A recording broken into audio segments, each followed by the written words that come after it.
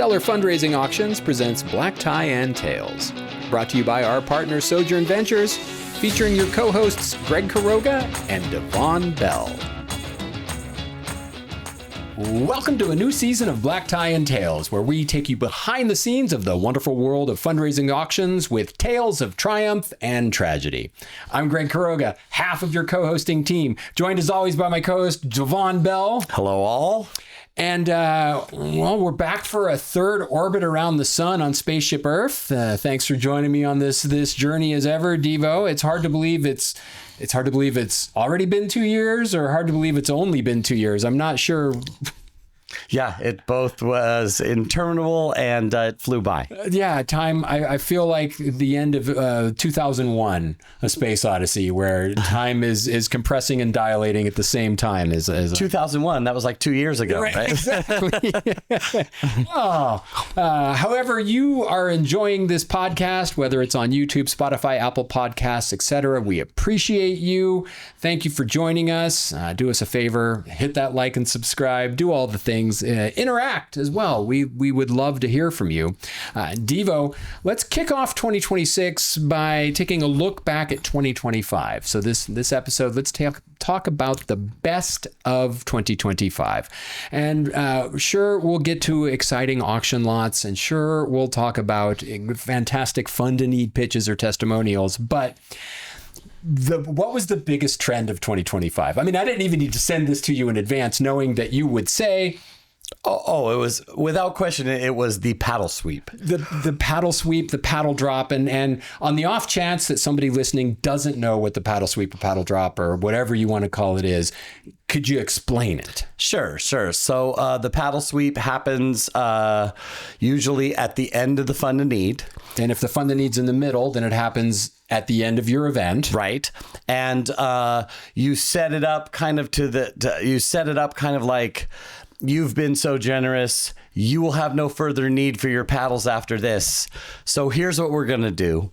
We're going to send out the spotters with baskets. And if you're in for, insert organization name here, for one more $100, then you don't have to lift your paddle. You can just throw it right in the basket. And then pretty typically we will sweeten the pots and say, we're going to sweeten the pot. And we do so by one of these paddles will get drawn by the MC, the head of school, so the whatever. Executive director, the kid sitting at the front table who didn't put a paddle in. Sure. And they're going to win this thing, a Magnum, a wine, a stay at a thing, a restaurant, blah, blah, blah. So it's a nice moment for everyone to kind of come together one last time, and it has like a kinetic physical quality to it. And I think one of the reasons it's been the trend of 2025, and I first did one in 2024 and then started recommending them wholeheartedly in 2025. And it wasn't just me, because obviously it picked up. I mean, you and everybody seemed like we're suddenly doing paddle sweeps or paddle drops. But I think the reason is that they work. Yeah. I mean, we don't get to do a lot of A/B testing in our world. Right. I mean, even from one year to the next, it's a different crowd, it's different lots, it's a different political environment. Everything changes. Yeah. Right. Yeah. But with the paddle drop, it almost is like an A/B test in certain respects, because you do the $100 level. Like, I've had paddle sweeps where the fund to need happened in the middle of the auction, and then the paddle drop, we're like, you need your paddles for the rest of the auction. You can't take everybody's paddles. Right. So we come back at the end of the auction to do the paddle sweep. And I've seen the paddle sweep do significantly better than the $100 level of the fund to need at the same crowd, same night. Was there a single paddle sweep or paddle drop that stands out for you as the, oh my gosh, this was like, whew? Well, I would say just for whatever reason, like you say, stuff catches on and all of a sudden it's a thing. And I had knew of the paddle drop and had done it before in years past, but it was just another thing, and I didn't even bring it up usually. And if they said it, I said, "Oh yeah, I'm familiar with that, no problem." But this year was more paddle sweeps than like the last 5 years combined, and it was the client coming to us very much like it had been with the runaround years past, where they go, "I was at this event and we saw da da da," and sounds like they were at my events and I was pushing really hard on paddle sweeps this year. Cross-pollination we were doing there. I'll throw out something that not to get too excited about the paddle sweep, and then something that's great about the paddle sweep is that, especially if you're doing it on the last level of the fund and need, then sometimes from an X's and O's perspective, it's not really going to be that huge of a number. It's going to be the difference in $100 paddles between what you would have gotten anyway and what you are getting by doing it this way. So it's not necessarily, I mean, that delta is significant, though. It can be significant. If it's 25 extra paddles, if it's 35 extra paddles, that's $3,500. Maybe that's like a whole other lot for you. I have a story for you. Yeah. And then, and then there's the warm and fuzzy. There's a community moment where everyone is together, and you probably use verbiage, which is, grab your paddle and throw it in, grab your neighbor's paddle at your table and help them throw it in. No, right? I think I got that from Ed, maybe. I'll say something that's great about it is it actually streamlines your program a little, because you can charge ahead once you have them out there with the baskets, and you don't call paddle numbers at the $100 level. A line that I use is, by this point in the fund and need, even I'm tired of my voice. So what we're going to do is, and we play a little song, right? 24 karat magic or something, sure, So the story I'm going to tell. Sounds like Nicole Krasner. Yeah, that is Nicole. Shout out, Nicole. Yeah, Nicole. Working with the Housing Industry Foundation, 700 and something people, big event, and a lot of corporate tables, a lot of sponsors, a lot of industry, housing industry, a lot of industry people. And so we haven't had a lot of participation in the fund the need, especially at the lower levels in the past. And so this year we did a paddle sweep, and we offered 2 tickets to the Eagles at the Sphere in Vegas. Okay. No airfare, no hotel, none of that stuff. Just here's the 2 tickets. And it's $100 donation. You throw your paddle in the bin. And while I'm pitching this, the event planner comes on stage and she builds this, for lack of a better word, this giant plexiglass box. It's like... it's big enough for me to climb into and lay down, right? And do like paddle angels. I'm like, this is really optimistic, right?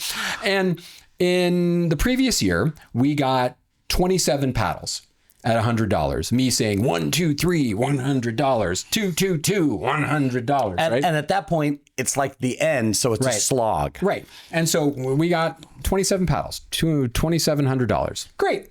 That's our bar. This year, we're bringing the paddle. I'm doing the thing, and a couple of what helps is to have volunteers who are assertive. Yeah. Who are engaging, right? You don't want people you don't want people to feel like stiff-armed, like feel like they've been coerced into putting their paddle in the bin. But on the flip side, you got a volunteer who's out there going, hey, come on, one time, like if you've given, give again. If you haven't given, now's the chance. Everybody be part of this. So we start bringing paddles in. And I'm like, what?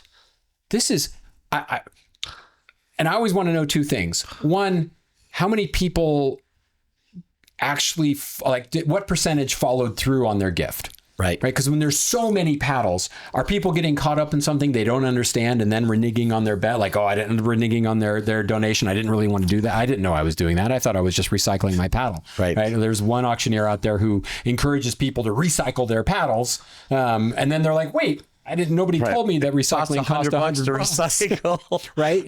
Don't want to be disingenuous. Want a slide on screen explaining what it is. Put your paddle in. It's $100 donation and a chance for this. Yeah. But you do want to trade on a little social pressure. And sure. Well, like you said it perfectly. We're going to always ride that same tension, which is we want them to give when they weren't expecting to, but not to feel weary and leaned on. And one of the things that's really good about the paddle sweep is that it gives people justification for giving again. If you've given $10,000, why would you give it $100? You don't need to be seen participating at the $100 level. That is beneath you, literally. Right. But if there is momentum, if there is this thing, if you're part of it, so challenge grants achieve this goal, right? Having the challenge grant at the lowest level achieves this goal. And the paddle sweep achieves this goal because it gets people like, oh, we're part of a thing, right? If you give and give again. So both ways, both socially with the FOMO and the warm and fuzzy and everyone's in it together. Right. And yes, I gave $10,000, but I'd love to win an overnight stay at this little inn. I'd love to go to the Sphere. Right. Love dinner at the French Laundry was one of the paddle sweeps we did. Can I do paddle sweep twice? It was a $250 paddle sweep for that one, right? Yeah, that organization went as low as $500 normally, and I'm like, hey, let's go to $250 and do a paddle sweep, so you don't have to have me call it out. But it just and did fine. So back to the Housing Industry Foundation, because this one, so 27 was the number the year before. Got 27 gifts at $100. Calling them numbers out. Do the paddle sweep. 278. How many people were at this event? 700. Okay. So it's a 700 person event, but it's but participation in the paddle and the fund they need at the $100 level goes up by a factor of 10, right? Which doesn't happen every time. We're not promising if you do the paddle sweep, that's what's going to happen. But that one's like, I literally could have climbed into that box and done a paddle angels. There were so many paddles there at the end. What is that? $20K or something, right? 27,800 $25K extra. Yes, that's insane. Yes, that is insane. I did another paddle sweep where it was $12K extra. Yeah, that's like that. I mean, even at a big auction, that's a whole other lot. Oh, $12K. I mean, what I said after the fact was that paddle sweep justified. Like that paid for all of my costs and then some. Like that made everything that I did for that event profitable. Hiring me, paying for my hotel, flying me up there, and they still made lots of money just on the paddle sweep alone. You know it was good if it paid for you. Yeah. Don't sell yourself short, Judge. You're a hell of a slouch. Before we move on, do you have any other paddle sweep stories? Like you actually had one paddle sweep where they were like, yeah, no thanks. Yeah, I had one organization where I told them all about the paddle sweep and thought they'd lap it right up because that's the thing this year. And they ended up saying, we don't like it because it makes that last level at 100 feel like an afterthought. And it's and everyone can feel about everything how they want to. So it's your event. Good luck to you. And I'm fine with not doing a paddle sweep. I'll tell you something else I like about the paddle sweep is, especially if you don't have a silent or an online or something, it's one of those spots where you have tickets to French Laundry, dinner for two at the French Laundry, and you don't necessarily want to auction it off. It's a way to monetize a gift you already have. Yeah, absolutely. So paddle sweep, it'll probably be gone next year. I don't say that. It's interesting to see how trends go, and as far as trends go, this was the biggest trend of 2025. Yeah. They'd bring up paddle sweep and go, oh yeah. Sure. I knew you were going to say that. Yeah. That's great. I loved it when people started bringing it up to me from other places because I got it from Nicole. I heard it from Bobby D first years ago. Bobby D. And I was like, shout out. It sounds gimmicky. And then Nicole was like, no, we're doing this. And Nicole introduced me to it. And I was like, oh, okay. It worked. It's gimmicky, not a bad thing. Yeah. It's like saying a movie's dumb. Hey, it could still be a great movie. Still be entertaining. And so we'll see. You ride these trends for as long as people are into them. But I was entertained, or I enjoyed when people started coming to me. Oh, we saw this thing. We want to do this thing. We got it from somewhere else. I'm like, wow, cool. I've heard of this thing. I'm in. Right. Well, and unlike some of the other ones, like let's say the runaround, for instance, they'd bring up the runaround to us during consulting, and we go, okay, well, let's be real clear-eyed on what we're doing here. Let's talk it through. Yeah, it's not without its issues. Right. But with a paddle sweep, hell yeah, throw it in. I don't care. All good. At good times. Wow, all good. Make it go quicker. Yeah. This episode is sponsored by Sojourn Ventures Travel, a boutique travel company helping nonprofits raise more through curated, risk-free travel packages designed for auctions and fundraisers. With personally vetted destinations from Bali, Italy, Spain, and beyond, and full support from start to finish, Sojourn Ventures makes fundraising seamless and impactful. Learn more at sojournventurestravel.com.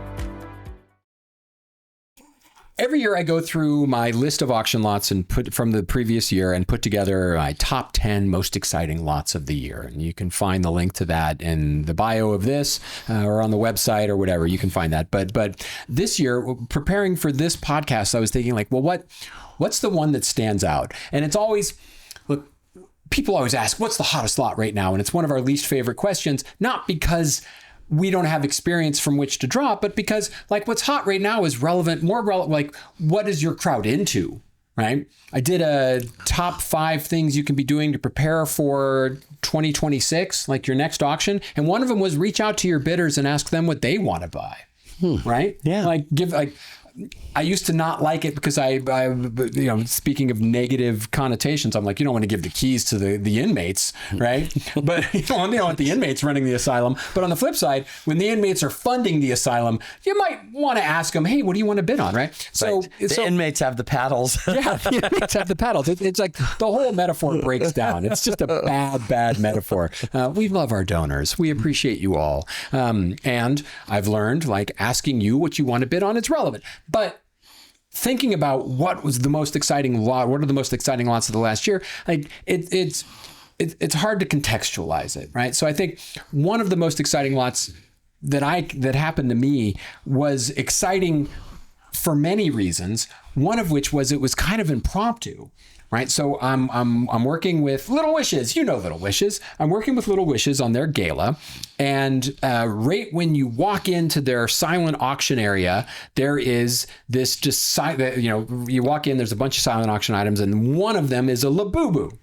And I have to confess that up until this point, I was not very Labubu adjacent. I had not spent a lot of time researching Labubus. I just knew that Labubu was a thing. Right. But I had no idea how much of a thing it was. Sure, you didn't know Labubu. Of course.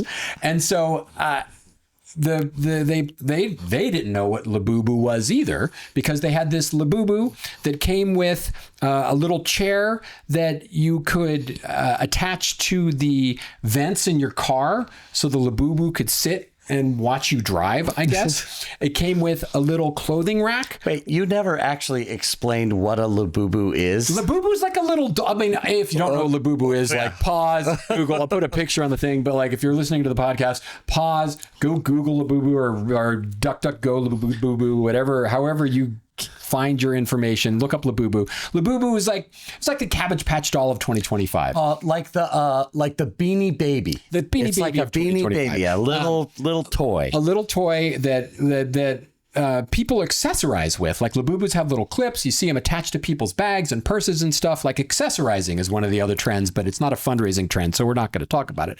Other than to say Labubu, big trend, right? And so Little Wishes didn't know how popular this Labubu was going to be. And so, sorry. The good stuff.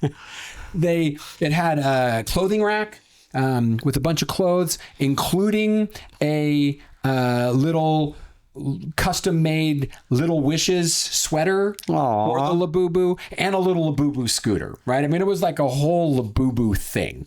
And they had a buy it now of $500, which but not knowing the trend, I would have been like, oh, okay, that seems like a lot for a little doll. And a person drew the line down, wrote buy it now, and then said, like, flipped it over and said, this sold for too little. You should do something more with it. Let the bidding go on.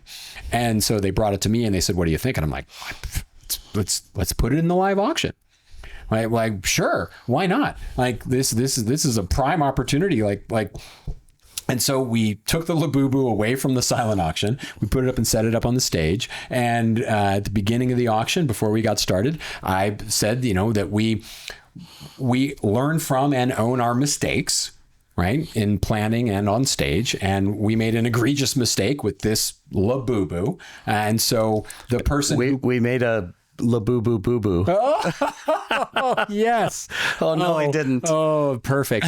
And I said the person who bought it now was generous enough to donate it back. So now we're going to sell this Labubu as the opening lot in the live auction. And we're going to start the bidding at $100 or whatever it was. I started below the 500, just knowing. And it gets up over 2,000. And my big This bidder. thing is made in the Zhengzhou district of China for like 50 cents. Maybe 75. My big bidder, Paul, who gets the same paddle every year. He's 007.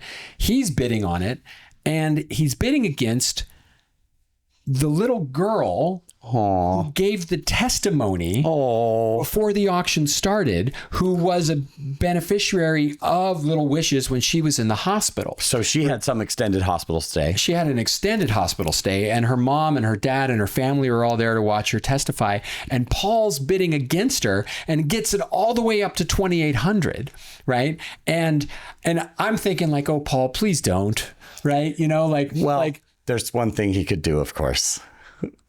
And that didn't cross my mind. Okay, you're like, you are not going to outbid this little kid. And the chair who founded this event, she goes over to Paul and she leans in and she's like, you got to let her have it. You got to let the little girl have it, Paul. And he's like, oh, and okay, he gives up and so the girl and her family bought it for $2,800. And it turns out that Paul's intent indeed had been to. Right. That's what I would have thought is he buys it, gives it to her in front of everybody.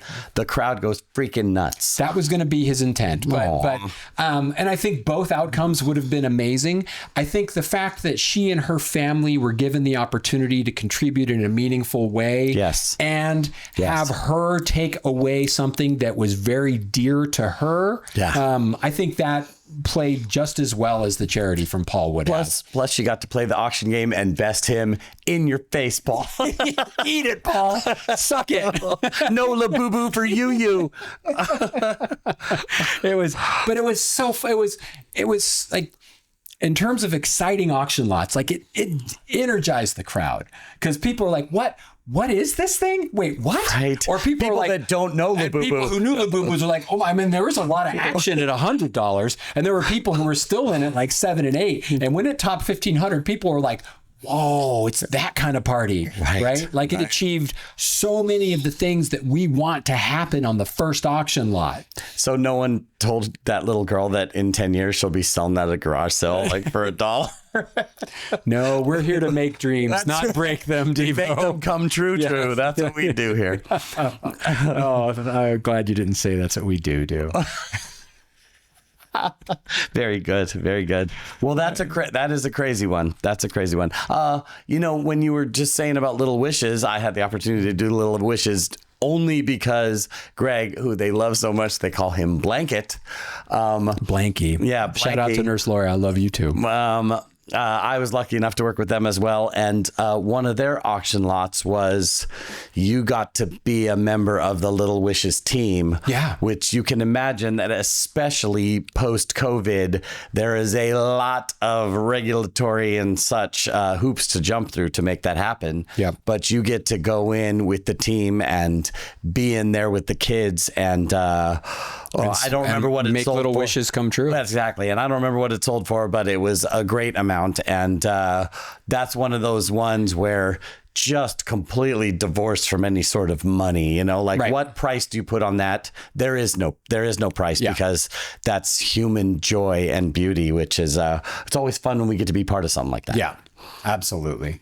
It's always fun also to be part of compelling fund-a-need testimonials and pitches. The other thing that we're going to talk about today are like, what was some of the most compelling fund-a-need pitch or testimonial or setup for a fund-a-need? Because you and I both, like, people ask, do you still get moved? Like, are you kidding? Like, I fire me the day that I don't care. Right. Oh yeah. Because I still get nervous, and B, I still tear up.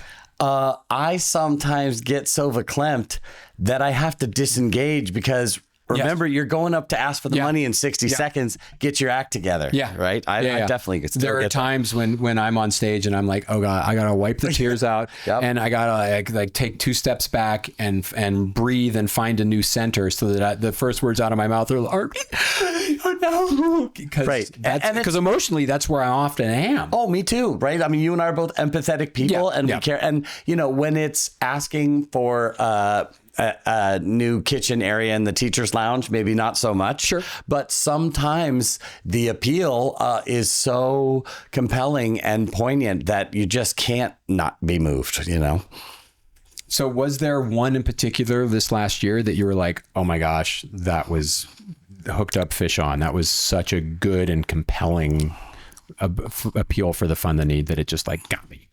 So we'll get the question. I know you get this question as well. During the consulting is what works for the appeal for the fund and need. Sure. And as with almost every aspect of your event, there is no right way. It's an art, not a science. Yep. And so is it a video with the totally evocative music? That works great. Is it someone who's a celebrity to your organization who everyone loves and they give the appeal? That works great. Mm-hmm. Do you have someone who is touched by the work you do and can tell their story and really make that link between the money they're about to give and the change they want to see in the world? That works great. So there isn't necessarily, is there a visual aid or something like that? There is no right way, but a video where they get to, where you get to cull through the material instead of it all happening in real time and pick out the best stuff and put it to music and edit it and such. And then also having the people there live. And so I was doing an event for an Alzheimer's organization. And in the video, they had the parents and their kids who were teenagers. And so we're very aware what was going on. Young. Yeah. Right? Young parents, to be impacted by Alzheimer's. Yeah, exactly. And so it was the father talking about how, he so wanted to keep the disease at bay because he wanted to be there for his kids, to be a father. And then it was the kids talking about... And this is the video. Yeah. And then it's the kids talking about what a great dad he was and how they're so blessed for all the fathering that he already did. And that everything from here is, they want him to know what a great dad he was, whatever happens from here. See me getting a little clamped because it's just brutal. And then when the lights came up, of course they were there and they stood up and it just captures the essence of what it is that we do. Yeah. Right. Is that to be able to, what an honor for us to be part of it. Yeah. What an honor for all those people to be part of it. And then even if it's just raising your paddle and giving some money, to feel like you can somehow help with this. It's just very, very touching, very human.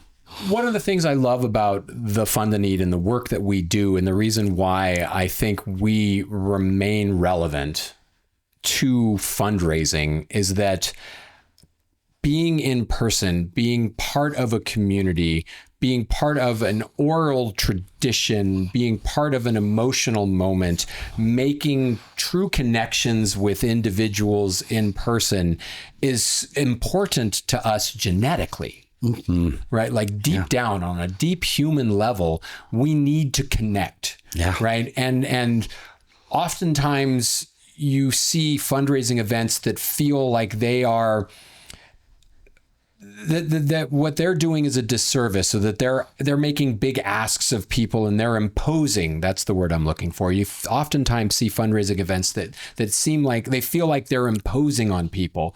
And while I understand that, I would flip that around and say you're also offering people this opportunity to participate in something that is necessary, that is emotionally fulfilling, above and beyond providing the opportunity to get a great tax write-off or to support causes that are important to you, because above and beyond all of that, just on like a deeply emotional and I don't want to go too far woo-woo on it, but spiritual level, the ability to see a story.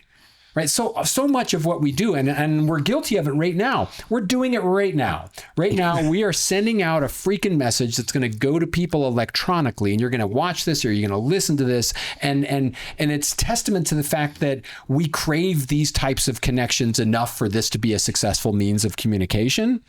But this would be so much more powerful, no offense, if we were all sitting in a room together. Yeah. And it's the sitting in a room together empowering people to have an impact on their world. And let's be honest, right now, we all need to feel like we have some power in this world around us, because this world around us is chaotic. Not only do we need to feel empowered, but we so desperately need to feel connected. Yeah. Haven't we all learned from COVID, from AI, from all our stupid little devices, that there's levels to this connection? And just because you have marvelous technology at your disposal that's going to connect you, there's no substitute for being in a space with another human being and feeling their presence and them feeling yours. And I say all the time, imagine if we just did the video with a touching song and a link of where to give, and you send it out to your donor list. You'd save so much on catering. You know, right? It would save and so auctioneer much fees and everything else. Exactly. But you'd also wind up saving so much on how much you spend on supporting your clients or doing the work that you do. Yeah. Because the ability to connect and you're spot on about post-COVID coming out of 2019. I remember thinking like, wow, kind of tired of doing galas. Right? Like I feel like, at that point I'd been at it for 15 years and I was like, the galas are starting to feel kind of the same. Mm-hmm. And then COVID, the universe is like, okay, well, I got one for you then. You haven't tried a virtual event. Try standing in your office and engaging people. Good luck with that, son. And so it really reinforced the power of human connection, of interpersonal connection. And I think it's a great jumping off point to wrap all of this up in a tidy bow and say, like, planning ahead for this coming year, looking at what to do in terms of your auction lots or engaging your crowd or having, what your fund need testimonial is going to be, or even down to, and we'll save this for the next episode because the next episode is ramping up. Planning for your event is like make it human, make it personal, make your story relevant to your people through participating in the auction or being at your event or listening to the Fund the Need testimonial, but just make 2026 a year about connecting. Yeah, really well said. Exactly. And that's right. What we're always trying to do is have a social event where people have fun, where they feel connected to one another, where they feel good about what they did, and to have them spend a little more than they expected to. Get a little irrational with their philanthropy. Spend a little more than they expected to, but can't wait to come to the event next year. Absolutely. Had so much fun. Absolutely. And we can't wait to see you this coming year. So thank you so much for joining us for this podcast, however you got here. We appreciate you. Wish you all the best in 2026. As always, like, subscribe, smash the button that's appropriate. You can find our podcast on Apple, Spotify, Google, YouTube, and all your favorite podcast distribution channels. You can also find it at blacktieandtails.com. Until the next time, use your powers for good. Dun, dun, dun, dun, dun, dun. As always.